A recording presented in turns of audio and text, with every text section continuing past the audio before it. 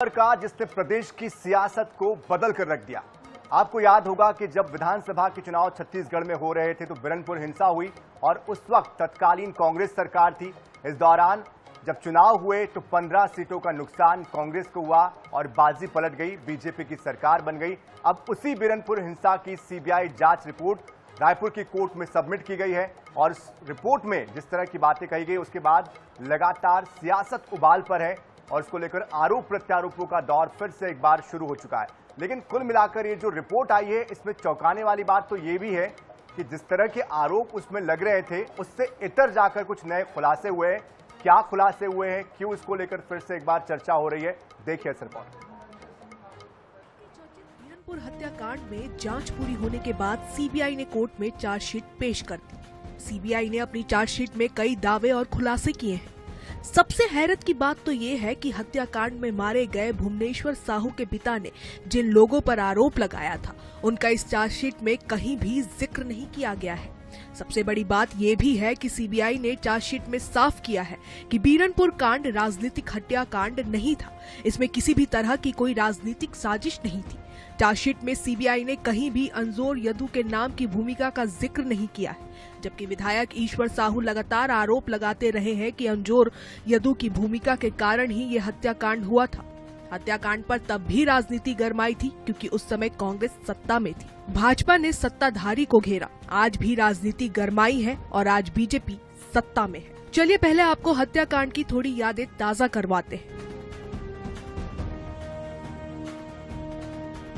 और आज की राजनीति को ज्यादा समझ पाएंगे। 8 अप्रैल 2023 दो गुटों के बीच झगड़ा हुआ। झगड़े में भुवनेश्वर साहू की हत्या कर दी गई। जमकर विवाद हुआ और इसे धार्मिक रंग दे दिया गया, जिसके बाद पूरे गांव में तनाव फैल गया। बवाल बढ़ते बढ़ते इतना बड़ा होता चला गया, गांव के कुछ घरों को आग के हवाले कर दिया गया। 10 अप्रैल को गांव के ही रहीम और उसके बेटे की हत्या हुई, जिसके बाद गांव में धारा 144 लागू कर दी गई। गांव में करीब 2 सप्ताह तक कर्फ्यू लगा रहा। इस हत्याकांड पर जमकर सियासत हुई। उसके बाद भाजपा ने विधानसभा चुनाव में कांग्रेस के खिलाफ माहौल बनाया। मौका भांपते हुए बेमेतरा जिले की साजा विधानसभा सीट के मृतक भुवनेश्वर साहू के पिता ईश्वर साहू को चुनाव मैदान में उतारा और इसका फायदा भी भाजपा ने उठाया। ईश्वर साहू ने कांग्रेस के कद्दावर नेता और तत्कालीन मंत्री रविंद्र चौबे को चुनाव हराया। यहाँ तक आप समझ ही गए होंगे। ईश्वर साहू ने विधानसभा में गृह मंत्री से मामले की जांच सीबीआई से कराने की मांग की थी। तब गृह मंत्री ने सीबीआई जांच की सिफारिश की थी। ये तब की राजनीति। अब सीबीआई के चालान के बाद राजनीति भी देख लीजिए।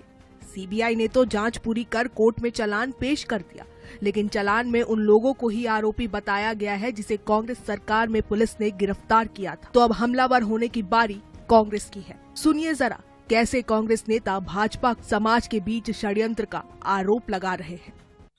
उसमें कार्रवाई हुई और उस समय भी हमारी सरकार ने कहा ये राजनीतिक ये घटना नहीं है, आपसी विवाद का है।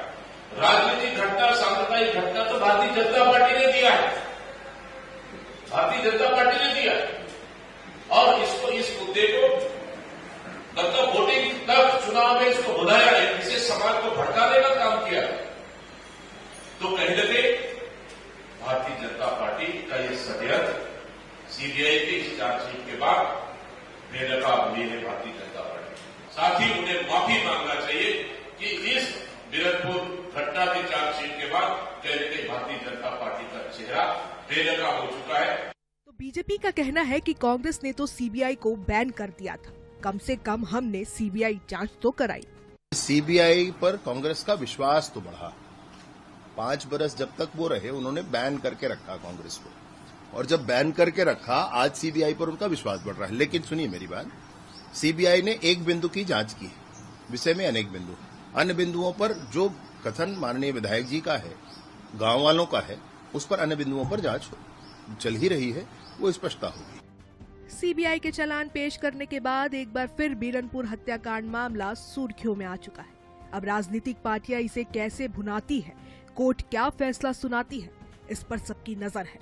आईएनएस न्यूज के लिए रायपुर से मनोज नायक की रिपोर्ट।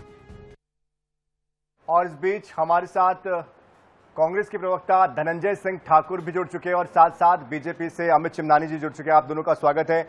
सबसे पहले धनंजय जी आपसे ही शुरुआत करते हैं। ये जो रिपोर्ट है वो कल सबमिट हो गई है, क्या कहेंगे आप, जिस तरह की बातें इसमें निकल कर आई है? देखिए, सीबीआई के जो चार्जशीट है और चार्जशीट में जिस प्रकार से सीबीआई ने किसी प्रकार से राजनीतिक षड्यंत्र से इनकार किया है और उन्हीं 11 लोगों को आरोपी बनाया है जिसे कांग्रेस की सरकार ने आरोपी बनाया था और मामला न्यायालय में विचाराधीन है। तो ये स्पष्ट हो गया है कि भारतीय जनता पार्टी जिस प्रकार से 2 बच्चों की लड़ाई में हुए विवाद को एक सांप्रदायिक रंग देने का काम की, जिस मामले को ठंडा करने के लिए भाजपा के नेताओं को सामने जाना था, वहां पे पेट्रोल और वहां पे किस प्रकार से आगजनी करने वाले सामान लेकर मौजूद है, जिससे पूरे बीरनपुर से आसपास क्षेत्रों में मामला गर्मा गया था। जिस प्रकार से वहां आगजनी की घटना हुई, जिस प्रकार से तोड़फोड़ हुआ और वहां पे 3 लोगों की और हत्या या हुई, जिसके बाद उनके 100 बरामद हुए थे।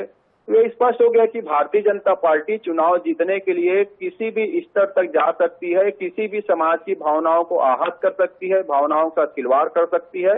और भाजपा ने जो झूठे और मनगढ़ंत आरोप लगाए थे वो आज सीबीआई के चार्जशीट में स्पष्ट हो गया कि भाजपा झूठ बोला था। और उस दौरान जो तत्कालीन भाजपा के प्रदेश अध्यक्ष थे अरुण साहू जी, वो भीड़ भाड़ लेकर वहां गए थे। तो इस पूरे चार्जशीट आने के बाद ऐसा नैतिकता भाजपा में होनी चाहिए, अरुण साहू जी में होनी चाहिए।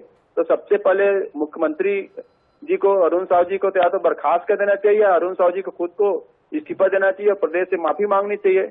और साहू समाज की भावनाओं के साथ भी भाजपा के ने खिलवाड़ किया था राजनीतिक लाभ के लिए, जिस प्रकार से समाज को गुमराह किया गया था। तो आज दूध का दूध और पानी का पानी हो गया है। और निश्चित तौर पर घटना बहुत दुखद थी और जो भी उसमें दोषी है उसको कड़ी से कड़ी सजा मिलनी चाहिए। न्यायालय उस पर फैसला करेगा और उसको कड़ी सजा मिलनी चाहिए।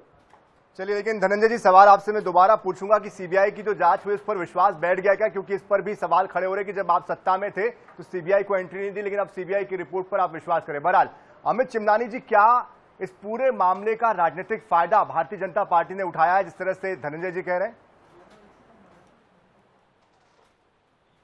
उठाते हैं जिसमें वो खुद गिर जाएं। कांग्रेस की राष्ट्रीय परिप्रेक्ष्य में और राज्य की राजनीति कुछ ऐसे ही चल रही है। ये शायद भूल गए होंगे या जबरदस्ती छुपा रहे हैं। राजनीति तो इन्होंने की थी जब बीरनपुर मामले में बेवजह इन्होंने हिंदू समाज के 8 लड़कों को गिरफ्तार किया था और हाई कोर्ट ने क्या कहा था कि राजनीति के तहत इनको गिरफ्तार किया गया है। सारे एफआईआर उनके रद्द कर दिए थे, उन्हें बाइज्जत बरी कर दिया गया था। ये किसकी सरकार में हुआ था? ये बार बार कह रहे हैं 11 लोग हमने पकड़े थे, वही है। अरे वो तो 11 हत्यारे हैं, वो बीजेपी के दबाव में आपने पकड़े, वो किस समाज से आते हैं? लेकिन आपने जिन हिंदुओं को पकड़ा था उसके बारे में आप ही की सरकार में हाईकोर्ट ने क्या टिप्पणी की थी? धनंजय जी, इस चीज को अगर दोहरा पाए तो मैं मान जाऊंगा। नंबर 1 प्रश्न ये। दूसरा, आज सीबीआई की एक चार्जशीट या चालान के ऊपर इतनी बयानबाजी हो रही है। इसी सीबीआई ने 2000 पन्नों की चार्जशीट और चालान और बाकी चीजें प्रस्तुत की हैं और कहा है कि पीएससी घोटाले में टामन सोनवानी और बाकी लोग इन्वॉल्व हैं। और अलग जांच एजेंसियां काम कर रही हैं शराब घोटाले में, जिसमें पूर्व मुख्यमंत्री के बेटे तक गिरफ्तार हैं, पूर्व आबकारी मंत्री गिरफ्तार हैं। उन केंद्रीय एजेंसियों की जांच रिपोर्ट पर, उनके चालानों पर क्या कहती है कांग्रेस? जो चीज इनको सूट करती है, राजनीति करने के लायक लगती है, इससे बयानबाजी करके चले जाते हैं। दिए गए थे, जो आरोप लगाए गए थे ईश्वर साहू की तरफ से, उनका तो जिक्र इस रिपोर्ट में है ही नहीं। वो कह रहे हैं कि उनका नाम ही नहीं है, ना कोई राजनीतिक षड्यंत्र हुआ है। देखिए, माननीय गृह मंत्री जी जो हमारे राज्य के हैं, उन्होंने बताया कि इस पर जांच चल रही है, स्पष्टता आएगी। कभी भी किसी का बेटा अगर दुखद मृत्यु को प्राप्त होता है, घेर कर उसे मारा जाता है, तो उसके घर वालों के बयान को क्या माना जाए? क्या उनके घर वालों को झूठा बोला जा सकता है? जो लोग अगर इस प्रकार की शिकायत किए थे, गांव वालों ने बयान दिए थे, अभी चीजें चल रही हैं। लेकिन कांग्रेस से प्रश्न यही है कि उस समय हिंदुओं को क्यों गिरफ्तार किया हाईकोर्ट ने? कुल मिलाकर अब आगे जब क्लोजर रिपोर्ट के ऊपर सुनवाई होगी, उस पर देखना होगा क्या फैसला आता है। बहरहाल बहुत शुक्रिया अमित चिमनानी जी आपका, धनंजय सिंह ठाकुर जी आपका भी बहुत शुक्रिया।